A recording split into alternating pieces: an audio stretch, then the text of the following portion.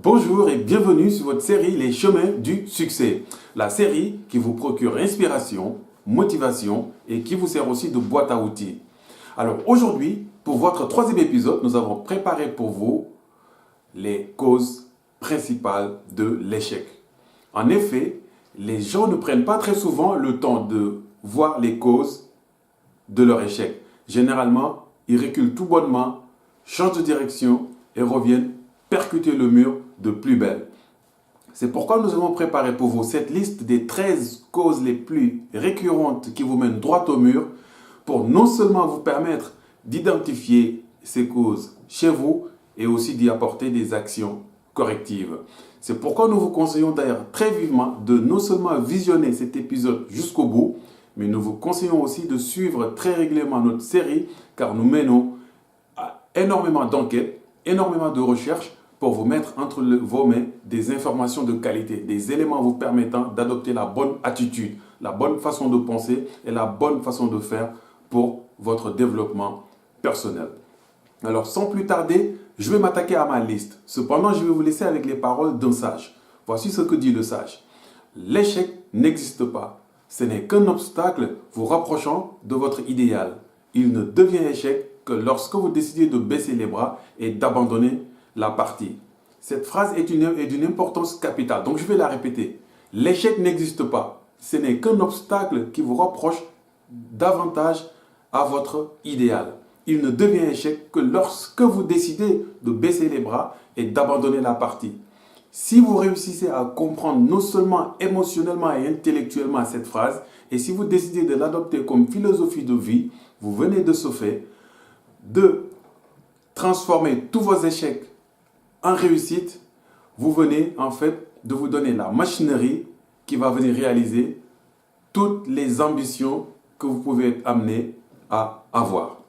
Alors sans plus tarder, je vais m'attaquer à ma liste et au top de ma liste, nous avons la déficience mentale, la déficience cérébrale. C'est la seule cause connue qui s'impose à l'individu. C'est la seule cause sur laquelle l'individu ne peut pas du tout agir. L'individu n'a pas son mot. Car nous avons vu des malvoyants accomplir des prouesses. Nous avons vu des handicapés devenir champions. Alors, la déficience cérébrale est de ce fait la seule cause qui s'impose à l'individu. En effet, le processus de réalisation, le voici. Nous avons une pensée. Cette pensée génère un désir.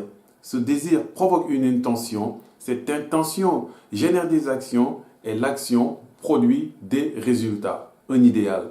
Donc, la pensée produit un résultat ou un idéal. Donc, quiconque n'est pas responsable de sa pensée ne peut en effet pas être responsable de ses résultats, de son idéal. C'est la seule cause sur laquelle vous ne pourrez pas malheureusement intervenir. Alors la deuxième cause, et celle-ci, bien qu'étant deuxième sur ma liste, est en effet la première cause. C'est en effet la cause la plus récurrente d'échec. C'est la cause qu'on retrouve partout où on a un résultat d'échec. D'ailleurs, une enquête avait été menée et ils se sont rendus compte que c'était sur une population de classe moyenne d'hommes et de femmes qui estimaient avoir échoué leur vie. La cause qui revenait tout le temps sur 98%, voire 100% des cas, c'était la non-définition d'objectif. C'était le manque d'idéal, le manque d'objectif. Car si on n'a pas de but, si on n'a pas d'objectif, non seulement nous ne pouvons pas synchroniser, orienter nos ressources, nos pensées et nos actions vers un but, et nous ne pourrons pas d'ailleurs avoir la satisfaction de déclarer un jour « nous avons réussi ». C'est comme le bonhomme qui entre dans sa voiture, qui met le GPS en marche sans lui programmer une adresse. Cette personne aura bien beau faire le tour de la ville, jamais il n'arrivera à destination. Donc c'est la cause la plus récurrente. Alors celle-ci, elle est facile à corriger. Réfléchissez, rentrez dans le silence, fixez-vous des objectifs, trouvez-vous un but, réfléchissez sur votre idéal. Quand ce sera fait, vous venez ainsi non seulement de donner un sens à votre vie, mais vous venez de sortir du lot. Vous venez de sortir du groupe des 98% qui n'ont pas d'objectif. Alors, je sais que c'est plus facile à dire qu'à faire. C'est pourquoi nous avons prévu un épisode spécial, un dossier spécial sur la définition d'un objectif, sur la définition d'un idéal ou d'un but. Donc restez avec nous sur notre chaîne et très prochainement, vous pourriez en effet voir la façon dont on définit des objectifs. Alors, la deuxième cause que j'ai pu répertorier, qui est aussi une cause récurrente d'échec, c'est le manque d'ambition. En effet, l'ambition est une décision, est un état d'esprit. Quand on décide de s'élever au-dessus de la moyenne, ce n'est jamais par obligation, c'est quelque chose qu'on décide, c'est quelque chose qu'on a envie d'expérimenter. Alors, généralement, quand on vit en société, les gens prennent très rarement le temps de se dire, mais on n'est en effet pas tous obligés de vivre de la même façon. C'est comme si en effet il y avait une sorte d'auto-hypnose, on s'auto-hypnose entre nous et du coup, personne n'est inspiré, personne ne fait vraiment des efforts organisés pour sortir du lot, pour sortir en effet de la moyenne. Et le manque d'ambition, l'ambition, c'est en effet le moteur, c'est en effet l'argument qui peut nous faire non seulement définir des objectifs, mais qui nous donne la motivation, qui nous donne l'inspiration de sortir du lot et ainsi donner un sens à notre vie, ainsi d'aller chercher au plus haut de notre potentiel. Parce que, croyez-le ou pas, généralement, on a tendance à réduire notre potentiel, on a tendance à nous sous-estimer. Voilà. Et nous avons l'entourage. En effet, dis-moi qui tu fréquentes et je te dirai qui tu es. L'entourage est une cause principale d'échec, à commencer par les personnes qui vous aiment. Ces personnes qui vous aiment, la famille, vos parents, vos sœurs et frères, vos meilleurs amis, votre groupe, vos collègues, sont les premières personnes à vous dire « Non, ça ne va pas marcher ».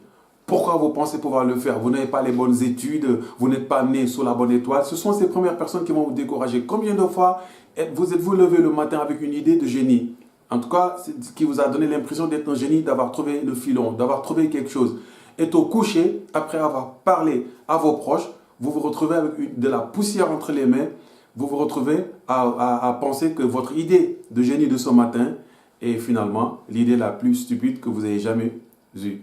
Donc en effet, c'est que l'entourage est le choix de l'entourage est très important. Quand vous avez un projet, n'allez surtout pas en parler avec des personnes qui ne sont pas sur ce chemin de développement, des personnes qui ne sont pas en mesure de vous inspirer, des personnes qui ne sont pas en mesure de soutenir votre projet. Mûrissez-le, gardez-le pour vous et au mieux, parlez-en avec des personnes qui sont dans cette même démarche, des personnes qui sont positives, des personnes qui ont de l'enthousiasme, des personnes qui veulent aller à un niveau supérieur. Alors, nous avons la procrastination. Celle-ci, c'est simplement le fait de prévoir au lendemain ce qu'on aurait pu faire aujourd'hui. Ça, généralement, la personne se dit, j'attends une bonne opportunité, sachant que l'opportunité ne viendra jamais. Il n'y aura jamais de moment opportun. On définit un objectif, on émet notre intention, on définit un plan d'action, on se met en route et on commence à réaliser celui-ci. Et le moment opportun viendra chemin faisant. Le moment opportun viendra au bon moment. Tant que vous attendrez le moment opportun, sachez que vous ne bougerez pas de là où vous êtes. Donc encore une fois de plus, la sixième cause d'échec, c'est la procrastination. Faites aujourd'hui au mieux ce que vous pouvez faire aujourd'hui. Alors, pour rendre vos actions puissantes, ne soyez pas influencés par vos résultats du passé. N'essayez pas non plus d'anticiper sur ce que vous allez faire demain. Faites au mieux, concentrez-vous et mettez toute votre puissance dans vos actions aujourd'hui, mais faites-les aujourd'hui. Alors, en septième cause, nous avons le manque de persévérance. Parce que généralement, les gens baissent les bras au premier signe de difficulté. Ils considèrent que c'est une défaite dès que l'étape est difficile. Alors, comme on a dit tantôt, l'échec n'existe pas, mais il n'existe pas pour les personnes persévérantes. Donc, quand on est persévérant, quand on décide que ce n'est qu'un obstacle qui me rapproche davantage de mon idéal, l'échec ne peut pas exister. Alors, pour en être là, il faut en effet se doter d'une persévérance absolue. Il faut comprendre que C'est pourquoi en général, en fait, il ne faut travailler que sur des idées avec lesquelles on est en affinité, quelque chose qui donne un sens à notre vie, quelque chose qui donne un sens à notre existence. Et dès lors, la persévérance ne sera pas trop dure à aller chercher. La huitième cause, nous avons une attitude mentale négative. L'attitude mentale négative va faire que une personne va regarder un verre et va voir un verre à moitié vide. Une autre personne, celle-ci dotée d'une attitude mentale positive, va regarder le verre et voir un verre à moitié plein. Donc voici une situation qui provoque deux lectures chez deux personnes différentes. L'une négative qui voit un verre vide et l'autre positive qui voit un verre à moitié plein. Et voici de la manière dont fonctionne l'attitude mentale. Alors, quand on est négatif et qu'on est devant une situation, on va aller chercher les réponses négatives qui vont venir confirmer la vision, l'interprétation qu'on fait de ce qu'on a en face de nous. Alors que quand on est positif, on va aller chercher les éléments qui vont nous rapporter des réponses positives, qui vont nous rapporter des réponses nous permettant de pouvoir continuer ce qu'on ambitionne. Alors, dotez-vous d'une attitude mentale positive et d'ailleurs vous être en harmonie avec des idées positives, avec des esprits positifs et vous allez rencontrer les bonnes personnes positives car le positif attire le positif et comme vous le savez, le négatif attire le négatif. Alors, la neuvième cause, c'est la lacune de pouvoir de décision. Généralement, on dit que les personnes qui réussissent prennent des décisions assez rapidement et le changent très rarement et très longtemps. Les personnes qui échouent, elles, prennent des décisions très lentement, les changent très rapidement et d'ailleurs très souvent. Donc, la lacune de pouvoir de décision est une cause assez récurrente d'échec.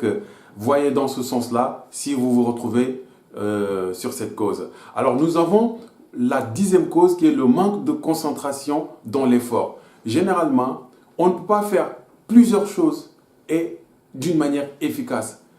Donc, le but ici, c'est de choisir la cause, la chose en fait qui nous parle, la chose qui nous donne, qui donne un sens à notre vie, la chose qu'on a envie de réaliser et lui porter toute notre attention, lui porter toute notre intention, lui porter toute notre concentration. Car la concentration est au projet, est à la réalisation, ce que la loupe est à l'objet qu'elle veut magnifier. Donc la loupe va nous sortir tout ce qu'on veut voir autour de l'objet, car en effet les éléments en ont été magnifiés, alors que quand c'est dissipé, quand c'est une vue d'ensemble, généralement les éléments sont flous et on a du mal à y voir plus clair. Donc dotez-vous de la concentration nécessaire pour les choses que vous avez envie de réaliser. Alors, le manque d'enthousiasme, ça c'est votre 10e cause d'échec. Car le manque d'enthousiasme, c'est en effet quelqu'un qui n'a pas du tout d'affinité par rapport à, par exemple, à la tâche qu'elle est en train d'effectuer, par rapport à son travail, par rapport à son occupation. Alors que nous savons maintenant que l'enthousiasme est une émotion contagieuse. C'est la première des émotions qui prouve en fait non seulement la qualité de votre état d'esprit, l'engagement que vous avez par rapport à la tâche que vous êtes en train d'effectuer et surtout en fait le dynamique que vous allez apporter à cette tâche. Donc l'enthousiasme va non seulement venir affirmer votre leadership, va rendre votre travail efficace et agréable et en fait va vous crédibiliser auprès de vos collaborateurs, de vos responsables ou de vos subordonnés. Donc l'enthousiasme est vraiment une émotion, un état d'esprit à cultiver. C'est l'état d'esprit optimum, le summum en fait du comportement en groupe et aussi en société.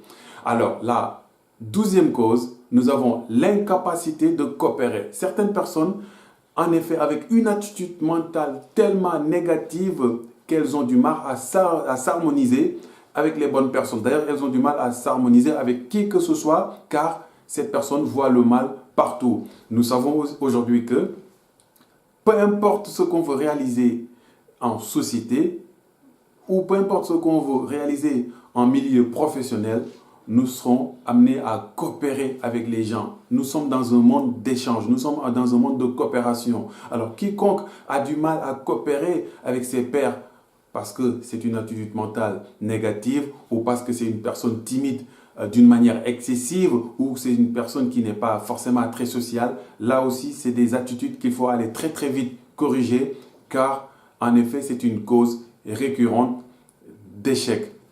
Et la 13e cause, c'est en fait votre expérience. Car cette liste que je viens de vous préparer comporte les 12 causes en effet les plus récurrentes. Et la 13e cause, c'est la cause d'échec dont vous avez souffert et que je n'ai pas pu annoncer ici. Donc vous pouvez le placer en 13e position et ainsi vous constituez une 13e cause. Quant à moi, je vous dis à très bientôt et pour les personnes qui souhaitent travailler une de ces étapes, une de ces causes peut bien entendu prendre contact avec nous. Les adresses sont en bas. Vous pouvez aussi vous rendre tout en bas. Vous avez le lien qui mène vers notre site où le thème a été traité d'une manière plus large, d'une manière plus approfondie. En tout cas, j'espère vous avoir apporté des réponses. J'espère vous avoir inspiré. J'espère vous avoir motivé pour aujourd'hui. Et nous nous donnons rendez-vous la semaine prochaine. À très bientôt. Au revoir.